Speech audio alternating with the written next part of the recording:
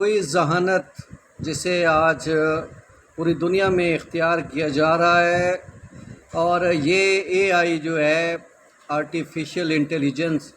یہ ملازمین کی نوکریوں کے پیچھے پڑ گئی ہے۔ ایک معروف ٹیکنالوجی کمپنی نے ہزاروں ملازمین کو فارغ کر دیا ہے۔ اس کی وجہ یہ ہے کہ 8,000 ملازمین کو فارغ اس لیے کیا گیا ہے کہ کمپنی نے اے آئی کے پر انحصار کرتے ہوئے خود کا نظام اپنا لیا ہے، اور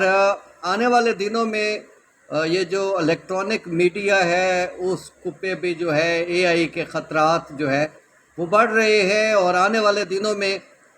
رپورٹرز کو شاید ان کی بھی ضرورت نہ پڑے، اور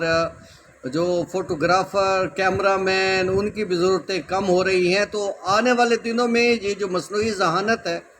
یہ خطرہ بنتی جا رہی ہے، اور تقریباً انٹرنیشنل سطح پہ کہا گیا ہے کہ اس کے ذریعے لاکھوں ملازمین کو خطرات لاحق ہیں۔